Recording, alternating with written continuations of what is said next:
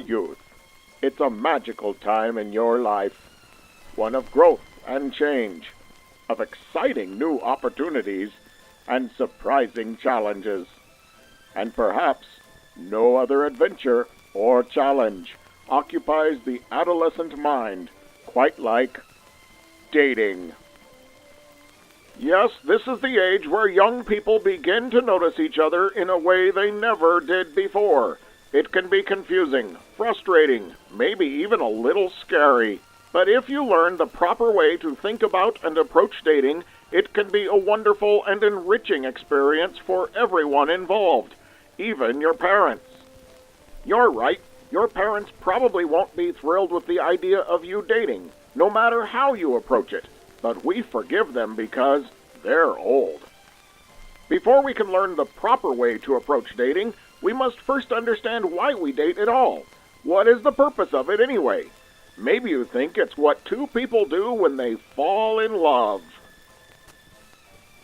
Sally, look, I know we've only talked 2 times in real life, and it was in history class, and one of those times I was just asking you what the homework was.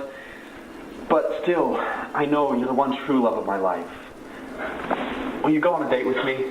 Yes, 1,000 times yes. After all, isn't that how it goes? Isn't the final result of dating 2 people getting married and spending the rest of eternity together? Well, yes, that is the ultimate goal, but you're still a teenager, and you won't be getting married for quite some time. Trust me when I say that marriage and the 11th grade just don't mix. By the way, when are you going to mow the lawn, friend? I don't know, maybe after I'm done studying for my calculus final, Sally? You know, the one I told you about a gajillion times. Gajillion isn't even a real number. Good luck on your finals, Einstein. So, if we can all agree that you are still a ways off from marriage, what then is the purpose of dating? To find the answer, we don't have to look any further than the For Strength of Youth pamphlet.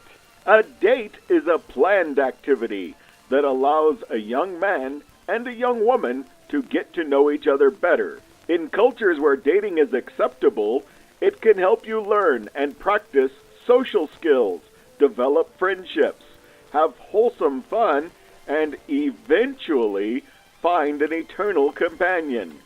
The teenage years are a time when you're not only figuring out who you are and where you fit in, but you're also trying to learn how you can best communicate with those around you.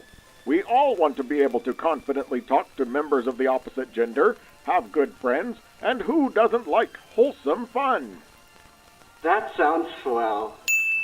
It sure does, Billy, and there's something special and important about devoting your time and attention to just one person for an entire evening as you learn about their thoughts and interests, paying attention to their needs, treating them with genuine respect, trying to make sure they have a good time. You really can't learn those skills when you're just hanging out in a group. And those particular skills are the very ones you will want to have already honed when you begin seriously dating in college. The time to learn those skills is now. Excuse me? Yes, Susie? When you say we should start learning now, you probably aren't including us, the suffering, unlucky ones. You know, those of us who are 12 to 15. Why, yes, Susie. Actually, I am. It's true that church leaders strongly recommend that you do not begin dating until you are 16 years old. But that doesn't mean you can't begin now to learn how to carry on pleasant conversation and be good friends with a member of the opposite sex.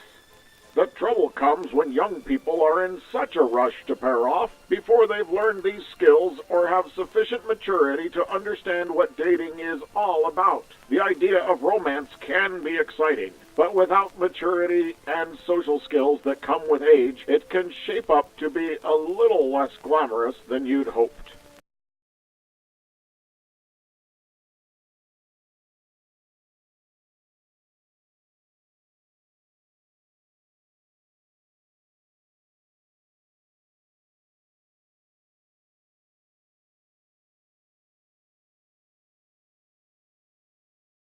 Thinking about pairing off, You Beehive's deacons, Mayamaids, and teachers dedicate yourselves to learning everything you can in these years before your 16th birthday. Start now to perfect your conversation skills. Focus on developing your own interests and talents to make yourself an interesting person to be around. Learn how to have meaningful friendships with boys and girls alike. That way, when you do begin dating, you can hit the ground running.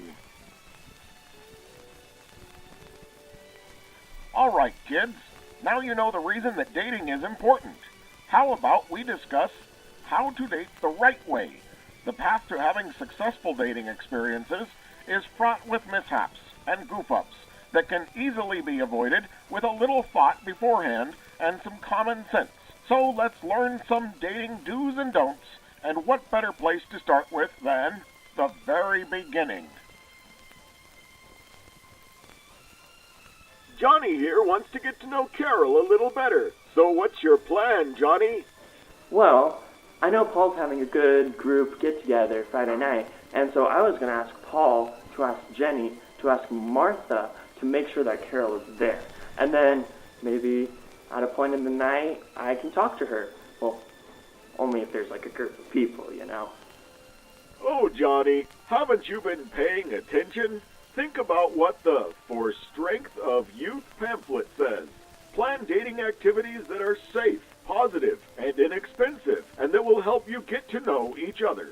Go only to places where you can maintain your standards and remain close to the spirit. Well, I know that Carol likes the mountains, and so maybe I'll ask Paul to see if he wants to invite a girl. I'll invite Carol, and we can maybe go hiking Friday night. Much better. Oh, I'll text her right now. Oh, you're right. It would probably be more respectful to call her.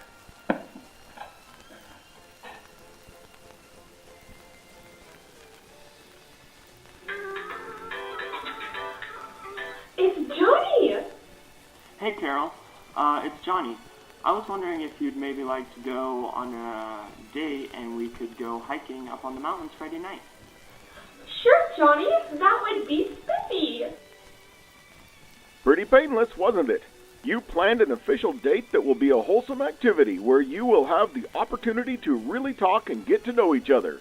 This is going to be fun. The exciting moment has finally arrived. Time to pick up your date. Dawn has been looking forward to this evening with Judy all week. Is this a date? Does look good? As always? Alright. No, just no. Remember how we talked about how important it is to show your date respect? Okay. Alright. How can do this? It's just a girl. I'm just a boy. We got this. It's important to let your parents get to know the people you are dating. It's also respectful to them and to your date. But getting the date is the easy part. Actually having a good time together without making a fool of yourself can seem like the hard part. There's just, so many ways you can go wrong.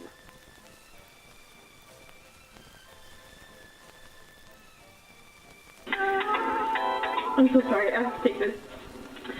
Hey! Oh, no, nothing much. Oh, that is so crazy! No. Well, you see, that's the funny thing about me is, like, I'm just so amazingly good at, like, everything that I do. Like, it almost gets hard to, like, compete with other people. Like, speaking of which, there was this one time in 3rd grade. Nope.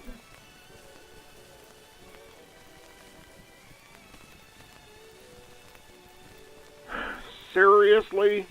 Why don't we try all that again? I know you hear it from us old dinosaurs all the time, but seriously, put away your phones for a change. Your friends can wait. Facebook can wait. You're out with a great guy or gal, and they should have your full attention. So, Carol, how'd you do in your tennis match a little while ago? I actually think I did my best that I've done in a long time. I beat my opponent 6-2, so Wow, that's really swell, Carol. thanks. You might like your date a lot and want to impress them, but it's a mistake to talk about yourself the whole time. You're not there to show off and try to win their attention. You're there to get to know them better. So let them talk and ask questions. Listen attentively to their responses. There's no better way to win someone's affection than being genuinely interested in what's going on in their mind and their world. Warning, I'm going to talk about hormones. Every teenager has them. It may seem like a lot to deal with, but you simply have to decide now what you're going to do about them. Always show your date complete respect, and don't put yourself in a situation where the temptation to act on those swirling hormones becomes too great. When you're on a date, it's so important to remember who you are and what you stand for. We've covered how to plan your date and how to act on your date, but the aftermath of a date can be just as crucial, and there are just as many missteps here. Do any of these sound familiar? Thanks for the lovely evening, Judy. What do you want to do tomorrow night? Wait, what? Well, we went on one date and we've talked 5 times, so you're my girlfriend now, right? Oh dear. Oh my gosh. What? So you guys know how me and Johnny went ice skating last week? Yeah? So apparently him and Mary Parker are on a date tonight. Nuh-uh. Seriously? Who does he think he Of is? that guy. He's Gosh. obviously a player. I'm going to post a vaguely passive-aggressive post my on gosh, Facebook I'm about totally this. home. This probably isn't going to end well. Stella! Stella! Why haven't you answered my text? I know you saw it 2 hours ago. How could you do this to me? We went to Red Lobster together. Doesn't that mean anything anymore in this crazy world? Wow. Stella! Here's the truth, kids. So much of the unpleasantness and unhappiness associated with dating stems from unnecessary drama brought about by unrealistic and unhealthy expectations. A date isn't the beginning or even a promise of a relationship. It's simply a chance to go out with a boy or a girl and get to know them better and have a great time doing it. We've already established that marriage and high school don't mix, so don't approach dating that way. When you start to expect commitment, you are limiting yourself and others from all kinds of great opportunities. You should be dating lots of people and having lots of fun doing it. Make a goal to ask out someone new. Broaden your horizons. Get to know many great people. Don't expect someone who asked you on a date to be exclusive to you. That's not fair to them or to others who would like to get to know them better. Someone who dates a lot of people isn't disloyal or doing anything wrong. In fact, they are honing their social skills and making new friends. It doesn't mean that they think any less of you. They're just keeping themselves open to keep learning and growing. But narrator, you may say, that's just the way things are. I understand that it must be daunting to stand up against deeply ingrained social habits, but it has to start somewhere. Will you have the courage to be different? If every one of you in this room decided that you would go on as many dates as you liked with as many different people as you liked, you would find that the whispered accusations of player made by insecure people would fade very quickly.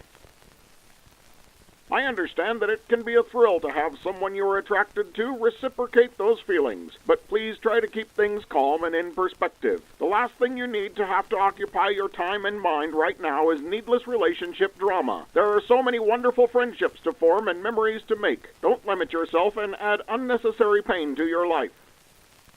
Well, kids, I hope we've helped you a little bit tonight. If you're smart and thoughtfully follow the guidelines in For the Strength of Youth, you can truly discover what a fun and exciting element this can be in your lives. There's truly nothing to be nervous about when it comes to dating in the teenage years.